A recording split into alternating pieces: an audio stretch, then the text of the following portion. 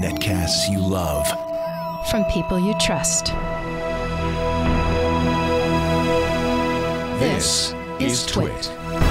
So moving on, we have Mike Elgan here in studio. You have replaced Padre in the hot seat, and you have a tablet for us to review. I would say that it's a tablet. It's a hybrid tablet, so it has a keyboard. That's their big selling point. This is the Asus. Asus Transformer Pad TF103. Yeah. This is the cheap version of a slightly higher end one. The best thing about this, I'll get this right off the bat, is that it's cheap. Oh, $300 good. bucks, $300 Wow. for this. Is for the keyboard included? For the keyboard included. So I'm going to open this up, and we do the over the head shot. This is what we're dealing with here. It looks like a laptop, right? But it's actually a tablet. You just press the magic button. This bad boy comes off. Now, we'll just jump right into the pros and cons a little bit here. Okay. Think about this, a keyboard, right? That attaches. Think in your mind how much this should weigh, and then I'm going to hand it to you. Okay.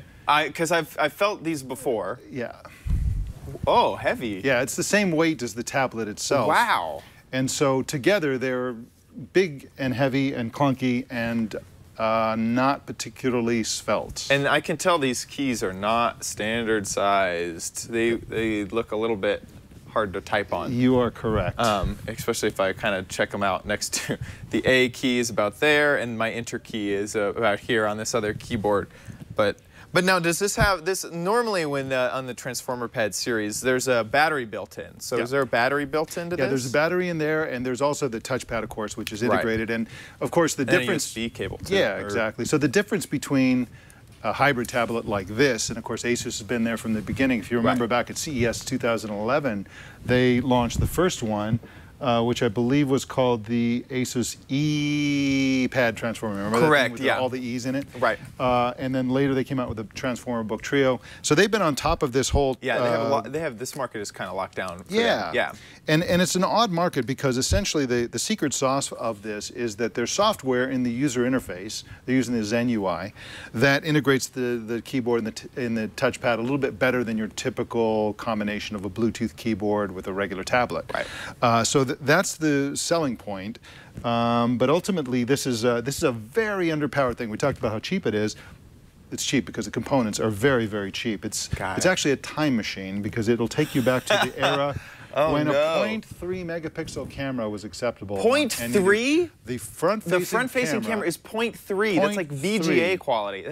It's horrible. Yeah, I didn't even know that they still made them like that anymore. So that's horrible. And then the back-facing camera is 2 megapixels. Woohoo! So forget the camera, right? The camera's horrible. And it has 1 gig of RAM. So you go through the specs. It's very. What's the screen resolution? Do you happen to know? Yeah, it's a 1280 by 800. Okay. It's an IPS display. That's one of the good things about it because it gives you a little bit of a wide viewing angle, but the quality of the screen is also very low. The colors look washed out and just awful. And so this is this is definitely the cheapest hybrid device that you can normally get in say the United States or Europe or something like that. You might be able to find something from a disgruntled street vendor in China or something like that cheaper. But this is this is the bottom of the line in terms of price and to a certain extent in terms of quality. Again, it's very heavy. Now, and then I'm noticing on the back there's it's a little white. It says Intel. This has an Intel processor in it, looks like, which normally these types have an ARM-based processor. Right, it's an Atom Bay Trail processor, 1.8 gigahertz. Okay. Okay. So it's and the performance of this thing is sluggish. So if you just do normal operations, let's say I'm going to unlock the screen and I'm just going to go back and forth a few times. Put this up here like this. You just go back and forth and eventually it just like slows down to where there's a huge delay. It's not especially if you're playing music in the background, I can imagine, or anything like that. That's right. Who do you think would buy something like this? A student, a child? Someone who maybe needs to learn how to type? The only person who would buy something like this would be somebody who who's ill-informed think a lot about and didn't watch our show. Exactly. The bottom line of this device, and the reason it would be a mistake for just about anybody to buy this device, is that they made enormous sacrifices for this keyboard and touchpad combination to be integrated. Got it.